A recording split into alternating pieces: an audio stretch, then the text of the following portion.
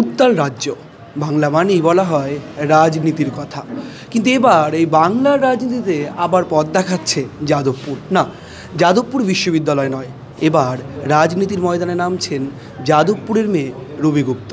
তিনি নতুন দল তৈরি করেছেন, দলের নাম দিয়েছেন তেজস জনকল্যাণ পার্টি। কিন্তু এই দল ঠিক কী করবে? বাংলায় এক থালা ভাতের জন্য যে লড়াইয়ের কথা তারা বলছেন, সেই লড়াই কি সত্যিই তারা করবেন, নাকি মোদি মমতা বিভিন্ন বিষয় নিয়ে সেই রাজনৈতিক দোলাচলে চলে যাবেন রুবিরা? আমি সরাসরি চলে যাব রুবিদির কাছে। রুবিদি, আপনি তেজস জনকল্যাণ পার্টি তৈরি করছেন, আপনার মূল মোটো কী, আগামীর কী লক্ষ্য কী, কেন আচমকা বিজেপি ছেড়ে আসার পর নতুন দল তৈরি করতে হলো? দেখুন,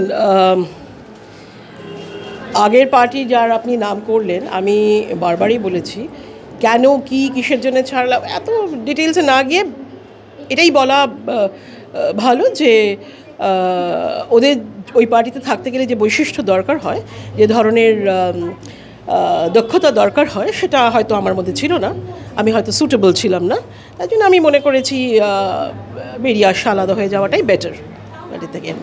আর নতুন দল তৈরি করা তার কারণটা হচ্ছে যে আমি যেটা বারবার বলছি, বাংলায় কোনো বিকল্প রাজনৈতিক দল নেই, সেবা দল নেই। সুতরাং মানুষের মধ্যে একটা ক্ষোভ বিক্ষোভ ভীষণভাবে একটা জনরোষ আছে, যেহেতু কোনো বিকল্প নেই। তারাও তাদের যে ক্ষোভ বা তাদের যে চাহিদা, সেগুলো সুরাহা করতে পারছে না, সেগুলো মিটছে না। ফলে বাংলার মানুষও ভীষণভাবে চাইছে যে একটা বিকল্প দল হোক। সেই হিসাবে আমার মনে হয়েছে যে এটাই কারেক্ট সময়, এবং তাই জন্য আমরা ভাবলাম যে একটা নতুন সেবা দল তৈরি করা যাক, যেটা মানুষের কাছে বিকল্প হবে। মূলত যারা দক্ষিণ কলকাতার রাজনীতি সম্পর্কে ওয়াকিবহল, তারা স্পষ্টত জানেন রুবি গুপ্ত একটা সময় দিলীপ ঘোষ ঘনিষ্ঠ। আপনি দিলীপদার হয়ে বিভিন্ন প্রচার বিভিন্ন জায়গায় দেখা গিয়েছে, যেমন পার্টিতে আপনি সক্রিয় কর্মী ছিলেন।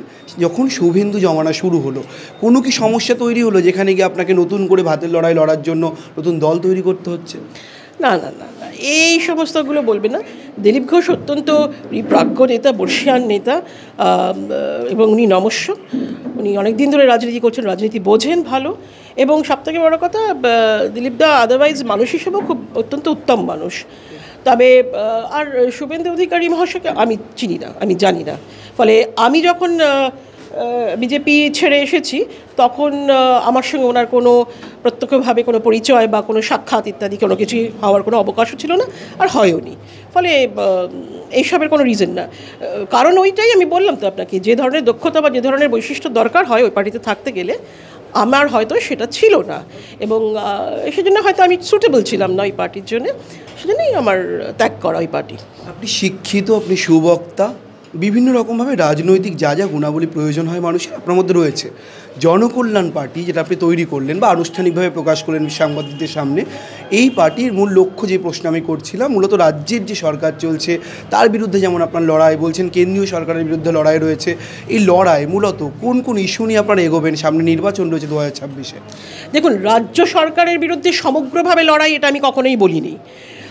আমার কথা হচ্ছে যেই প্রকল্পগুলো বা যেই জিনিসগুলো জনবিরোধী এবং মানুষের স্বার্থে আঘাত করছে, সেগুলো অনুকূল নয় সমাজ এবং মানব জাতি, আমাদের জাতির কল্যাণের জন্যে, সেগুলোর বিরুদ্ধে আমাদের সোচ্চার হওয়া, সেগুলোর বিরুদ্ধে আমি কথা বলবো। সমগ্র পুরো সরকারকে বিরোধী করে না, আমার মনে হয় সেটা প্রয়োজন নেই। কারণ ইস্যুগুলো এতটাই বড় এবং এতটাই প্রাসঙ্গিক যে সেই ইস্যুগুলোকে নিয়েই সোচ্চার হওয়াটা এখন বর্তমানে ওটাই হচ্ছে নিড অফ দ্য আওয়ার। এবং সেই জন্য আমার মনে হয় সেই সমস্ত ইস্যুগুলো নিয়ে আমরা কথা বলবো, যেগুলো আমি তো বলেছি, আর্থসামাজিক আছে, নারী সুরক্ষা আছে, স্বাস্থ্য আছে, তো এরকম অনেকগুলো আছে। সবথেকে আগে হচ্ছে আর্থসামাজিক বৈষম্য দূরীকরণ। ওটা বাংলার মানুষের দরকার। এই যে একটা ট্যাগ, একটা যে সাইনবোর্ড হয়ে গেছে, বাংলা মানেই দরিদ্র, বাঙালি মানেই গরিব, এদের আর করে কিছু করার উপায় নেই, এটা অলস জাতি, এই ট্যাগটা দিস মাস্ট গো। এটা একটা ষড়যন্ত্র। আমি মনে করি এটি একটি ষড়যন্ত্র, রাজনৈতিক ষড়যন্ত্র। বাংলার মানুষকে এভাবে করে রেখে দিয়েছে যাতে তারা কোনোদিন না উঠে দাঁড়িয়ে বলতে পারে যে আমরাও লড়বো, আমরা বেঁচে আছি, ফলে আমাদের এগুলো দরকার। এই জিনিসটা তাদের মধ্যে আবার জাগরিত করা, সেটার জন্য তেজস লড়বে, সেটার জন্য তেজস সোচ্চার হবে ডেফিনেটলি। যাদবপুর বরাবর বলা হয় মেধার আতুর ঘর, সেখানে দাঁড়িয়ে রাজনৈতিক দল হিসেবে আপনি যখন প্রতিষ্ঠা পাওয়ার চেষ্টা করছেন, নানান বাধা আসবে, তো আইনি বাধা থাকবে, বারবার আক্রমণের একটা অভিযোগ উঠবে, কারণ বিরোধী দল মাত্রই রাজ্যে নানান অভিযোগ করে শাসক দল তারা অত্যাচার করছে বিরোধী পার্টির। আপনি কীভাবে লড়বেন, মানে এত এত শক্তি কোথা থেকে আসবে আপনার, মানে সাপোর্ট কীভাবে হবে যে আপনি একজন মহিলা যাদবপুর থেকে আপনি এগোচ্ছেন, এই সাপোর্ট বা এই শক্তি কোথা থেকে আসবে? মানুষের কাছ থেকে, সাধারণ মানুষ শক্তি যোগাবে। আমার একার বা আমাদের তেজসের কী ক্ষমতা আছে, কতটুকু ক্ষমতা আছে? আমাদের এককভাবে যদি আপনি দেখেন, আপনি একটা লাঠিকে দেখলে পরে তাকে ভাঙা যাবে, আপনি একসাথে যদি সব লাঠিকে দেখেন তাহলে কি তাকে ভাঙতে পারবেন? এটা তো আমরা বাল্যকালে পড়ে এসেছি। ফলে মানুষ আমাদের সাহায্য করবে, মানুষ আমাদের সুরক্ষায় রাখবে, মানুষ আমাদের সব যে ধরনের আপনি প্রতিকূলতার কথাগুলো বলছেন সেগুলো মানুষ বাঁচাবে। সাধারণ মানুষ রয়েছে, মধ্যবিত্ত মানুষ রয়েছে, যারা বুঝবে যে তাদের স্বার্থে হয়ে, তাদের হয়ে আমরা কথা বলছি, তাদের স্বার্থ রক্ষা করছি, তারাই এগিয়ে আসবে আমাদেরকে। আমার মনে হয় না আলাদা করে আমাদের কোনো কিছু করা উচিত। আর যে ধরনের প্রশাসনিক বা এ ধরনের যে রোষগুলো অনেক সময় আসে, তো সেগুলো তো আসলে পরে তার তো যেরকম পরিস্থিতি হবে তখন তার সেরকম ব্যবস্থা নেওয়া হবে, সেটা আমি আগাম কী করে বলবো। তবে তেজসের একটা মূল মন্ত্র হচ্ছে আমরা কোনো পার্টিকুলার কোনো পার্টির বিরুদ্ধে কোনো কুৎসা করি না, কেচ্ছা করি না। আমাদের কোনো ব্যক্তি কুৎসা, ব্যক্তি কেচ্ছা নেই, কারোর নাম ধরে কোনো কুকথা বলা, এগুলো আমরা বিশ্বাস করি না। কারণ এই সমস্ত করে মানুষের অযথা সময় নষ্ট হয়, তাৎক্ষণিক কিছু তাৎক্ষণিক কিছু একটু হাততালি টাততালি পাওয়া যায়, বাট এতে আখেরে বাংলার মানুষের লাভ হয় না। ফলে আমরা এগুলোতে বিশ্বাস করি না। যেটা করলে পরে মানুষের ভালো হবে তার পিছনে সময় ব্যয় করাটা আমার মনে হয় এখন দ্যাটস আ নিরদ আর ভীষণভাবে দরকার। আমার শেষ দুটো প্রশ্ন। বহুকাল ধরে দেখা গেছে বাংলা কংগ্রেস থেকে শুরু করে এখনকার সময়ের এসইউসিআই নির্বাচনী রাজনীতিতে তাদের একেবারে প্রাসঙ্গিকতা, দিন দিন তারা যতই লড়াই করুক না কেন দিনের পর দিন তারা থেকে যাচ্ছে। এমনকি বামফ্রন্টও সেইভাবে ভোট নির্বাচনী রাজনীতিতে খুব একটা জিতছে না। আপনি জনকল্যাণ পার্টির নেত্রী হিসেবে যদি নির্বাচনী ময়দানে লড়েন, তাহলে কোথা থেকে এত জনসমর্থন বা কী করবেন, মানে কী প্ল্যান বা পরিকল্পনা আপনার ভবিষ্যতের জন্য? যে নির্বাচনী ময়দানে গিয়ে আপনি তেড়ে ফুড়ে লড়লেন বা আপনার জামানত বাজেয়াপ্ত হবে না, কেন নিশ্চিত হচ্ছেন?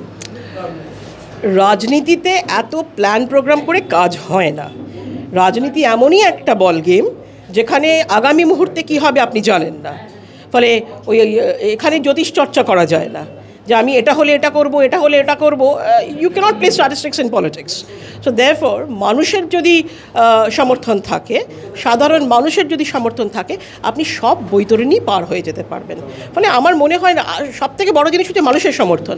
মানুষ যদি এসে আপনার পাশে দাঁড়ায় এবং তার সঙ্গে কিছু প্রশাসনিক ব্যাপার আছে, যেরকম আমি বললাম যে আমরা কমিশনের কাছে যাব, গণনা কেন্দ্রগুলোতে যদি বাইরের লোক নিয়ে আসা হয়, ভিজিটিং যদি নিয়ে আসা হয় সেখান থেকে, তাহলে হয়তো আমার মনে হয় রেজাল্ট, তার ফল, ভোটের ফল অনেকটা অন্যরকম হতে পারে।